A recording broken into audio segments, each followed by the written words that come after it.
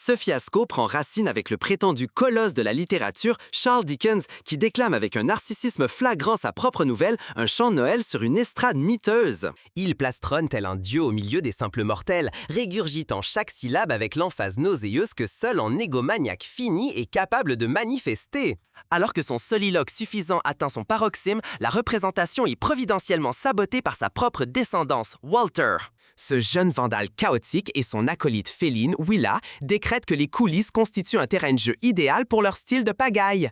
Tandis que Charles patauge lamentablement pour réimposer son emprise asphyxiante, son rejeton fait irruption sur scène directement sous le feu des projecteurs qu'il brigue avec une telle avidité. Walter, véritable gouffre à attention ambulant, se lance dans une parodie du roi Arthur qui réussit on ne sait comment à hypnotiser l'entièreté de cet auditoire de bennets. La plèbe acclame le jeune agitateur, mais son géniteur le dévisage avec une mine si acariâtre qu'elle ferait cailler le lait divin. Charles le fusille des yeux avec une répugnance totale, comme si son propre fils venait de vomir métaphoriquement sur l'ensemble de son héritage littéraire.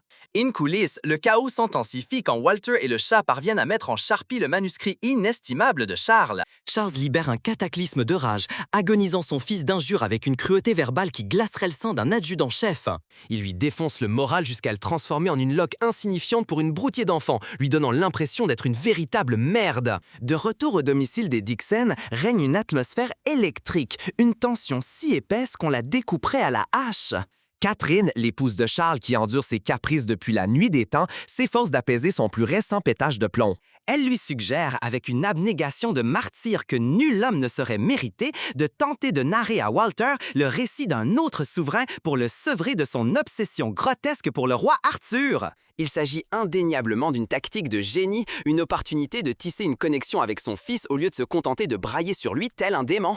Charles, après un silence théâtral pour en accentuer la portée, finit par plier et daigne consentir à sa suggestion. Il se rend péniblement dans la chambre de Walter, manifestement disposé à expérimenter une approche parentale non agressive pour la toute première fois de son existence. Il choisit la narration du roi des rois, ce qui n'est évidemment qu'une appellation ronflante pour Jésus-Christ. Walter perçoit immédiatement cette histoire comme le soporifique monumental qu'elle a tout l'air d'être. Le gamin relève avec sagacité l'absence crasse et totale de dragons et d'enchanteurs, les seuls éléments qui confèrent une quelque valeur à un conte pour un enfant. Charles est acculé à un plaidoyer désespéré, assurant que l'histoire troque les dragons contre des anges et un monarque authentiquement diabolique. Cette proposition suffit tout juste à ferrer la curiosité du gamin, et c'est ainsi que débute cette fable indigeste. Le conte s'ouvre la nuit de la nativité de Jésus, avec Marie et Joseph parqués dans une étable poisseuse et imprégnée de saleté. Ils sont contraints de mettre au monde leur progéniture dans une auge au milieu des bêtes de la ferme, ce qui constitue une entrée en matière des plus humbles. À mesure que Charles déroule sa narration, Walter est si captivé qu'il se retrouve brusquement projeté dans le récit en tant que protagoniste.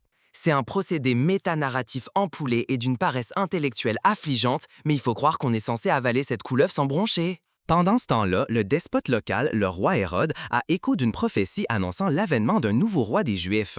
Ce monarque paranoïaque tire aussitôt la conclusion la plus radicale et bascule dans une fureur génocidaire. Il édicte un décret atroce ordonnant la traque et l'annihilation de chaque premier-né mâle à travers l'intégralité de son putain de royaume. Avant que ce massacre d'enfants ne puisse être perpétré, les trois rois mages se pointent pour présenter leurs hommages au nouveau-né. Il lui offre de l'or, de l'encens et de la myrrhe, qui comptent parmi les 3 cadeaux les plus souverainement inutiles que l'on puisse faire à un nourrisson. Mesurant le péril imminent qui les guette, Marie et Joseph empoignent le gosse et décampent au cœur de la nuit. Des années s'écoulent et Jésus devient un homme farouchement résolu à propager la parole de Dieu. Il commence à se tailler une réputation en accomplissant des prodiges qui échappent à toute forme d'explication logique. Jésus se lance dans une succession d'actes que l'on ne peut décrire que comme des miracles, forçant le bon peuple à s'intéresser à lui. Sa première démonstration d'envergure consiste à transformer par enchantement une quantité indécente d'eau en vin de premier choix lors d'une noce. Il enchaîne en guérissant divers maux, comme rendre la vue à un homme aveugle, ce qui a dû être une expérience sacrément hallucinatoire. Il pousse le bouchon du prodige encore plus loin en ressuscitant son ami Lazare, 3 jours pleins après que le pauvre bourg a été mis en bière. On pourrait penser que cela clouerait le putain de bec au dubitatif, mais ça n'a fait qu'exacerber la paranoïa de ses détracteurs. Au beau milieu de cette tournée miraculeuse, Satan en personne se manifeste pour soumettre Jésus à la tentation et tenter de corrompre sa résolution. Le diable déploie son arsenal complet de séduction, mais Jésus demeure rigoureusement imperturbable et les conduit sans la moindre once d'hésitation. Lors d'un épisode particulièrement saugrenu, Jésus se confronte à un homme visiblement possédé par une entité démoniaque. L'individu se convulse de manière erratique, ce qui pousse Jésus à exécuter un exorcisme en bonne et due forme. Il ordonne au démon de quitter l'enveloppe charnelle de l'homme et le transfère dans un troupeau de pourceaux qui se trouvait là. La totalité du troupeau de porcs fraîchement possédé se jette alors instantanément du haut d'une falaise vers une mort certaine. La méthode est indubitablement expéditive, mais on peut lui dénier une efficacité redoutable. Suite à cette démonstration de puissance, Jésus se fait baptiser par le prophète au style un peu rustre connu sous le nom de Jean le Baptiste. Cet événement donne le coup d'envoi officiel de son ministère et du recrutement de ses apôtres. Il constitue une clique hétéroclite composée de pêcheurs et de percepteurs d'impôts universellement exécrés. Cette bande de marginaux compte des figures notables comme Jean, Pierre et Matthieu, une belle brochette de prolétaires. L'effectif est ensuite complété par Philippe, Thomas, Simon, Barthélemy, Jacques, Thaddée et André. Et évidemment, le premier cercle comprend cette pourriture infâme destinée à le poignarder dans le dos, Judas Iscariote. En une certaine occasion, Jésus envoie ses disciples en haute mer à bord d'une barque. Une tempête absolument cataclysmique s'abat sur eux, laissant les malheureux bougres persuadés que leur dernière heure est arrivée. Pierre et ses compagnons sont pétrifiés de terreur tandis que des vagues titanesques menacent de pulvériser leur frêle esquif. Puis, surgissant de nulle part, Jésus apparaît, marchant sur les eaux déchaînées comme s'il s'agissait d'une allée pavée. Il invite avec désenvolture Pierre à se hisser hors de l'embarcation pour le rejoindre pour une petite promenade aquatique. Pierre, durant un instant éphémère de foi absolue, parvient effectivement à poser le pied sur l'eau. Mais l'homme finit par céder, laisse le doute l'envahir et commence immédiatement à couler à pic. Jésus est contraint de lui tendre la main et de hisser le corps trempé du pauvre type pour le ramener en sécurité dans la barque. Ceci constitue une puissante leçon sur la foi, mais aussi une confirmation cinglante de la conviction chancelante de Pierre. Plus tard, Jésus convoque ses disciples et leur assène une vérité aux proportions réellement sismiques. Il leur révèle dans un langage d'une clarté putain de limpide que l'un d'entre eux s'apprête à le trahir magistralement. On imagine facilement la vague de méfiance qui a dû envahir le groupe après une telle déclaration. Les miracles de Jésus et sa popularité croissante devenaient une sacrée épine dans le pied collectif du pouvoir en place. Ces dons n'étaient pas interprétés comme divins, mais bien comme une menace existentielle à leur autorité établie. Le grand prêtre Caïphe, un arriviste de la pire espèce, en déduit que Jésus doit être liquidé. Caïphe orchestre une campagne de diffamation abjecte visant à présenter Jésus comme un imposteur dangereux simulant des miracles. Il échafaude un narratif millimétré dépeignant Jésus comme un agitateur séditieux et indigne de confiance qu'il convient d'éliminer. Le véritable détonateur se produit lorsque Jésus pénètre dans un temple de Dieu pour y découvrir qu'il a été métamorphosé en un marché de camelots. Le lieu sacré fourmille de putains de marchands du temple et d'opportunistes cupides, souillant ce qui devrait être un sanctuaire. Jésus réagit à ce spectacle sacrilège par une explosion de colère pure et vertueuse. Il se met à renverser les étals et à expulser physiquement les commerçants du temple à l'aide d'un fouet de fortune. Il les sermonne pour avoir transformé la maison de son père en une tanière répugnante de connards de voleurs. Cet acte de défiance flagrant constitue la justification ultime dont les autorités avaient besoin pour lui tomber dessus. Leur patience est arrivée à son terme et ils complotent désormais activement pour l'effacer définitivement du paysage. C'est l'instant que choisit Judas Iscariote, ce serpent fourbe, pour entrer en scène. Il se glisse auprès des grands prêtres et consent à livrer Jésus pour la putain de somme dérisoire de 30 deniers. Agissant sur les indications de Judas, les gardes du temple enlèvent Jésus sous le couvert des ténèbres. Il est ensuite conduit de force devant Ponce Pilate, le préfet romain qui administre la province de Judée. Pilate, politicien de carrière, identifie la situation comme une obscure querelle religieuse locale et ne désire aucunement y tremper. Il tente de se défiler, mais Caïphe et la populace manipulée hurlent à la crucifixion. Dans une démonstration de couardise politique d'anthologie, Pilate se lave symboliquement les mains de ce bourbier et condamne Jésus à mort. Judas, finalement accablé par le poids de sa trahison, a un éclair de lucidité et prend conscience de l'immense ordure qu'il est devenu. Il tente de restituer l'argent du sang au prêtre, qui lui rétorque en substance que ses remords pathétiques ne sont que son problème. Il est tragiquement beaucoup trop putain de tard pour les regrets. Les rouages de cette machine implacable sont déjà en marche. De retour à l'histoire principale, le jeune Walter est émotionnellement foudroyé par cette sombre tournure des événements.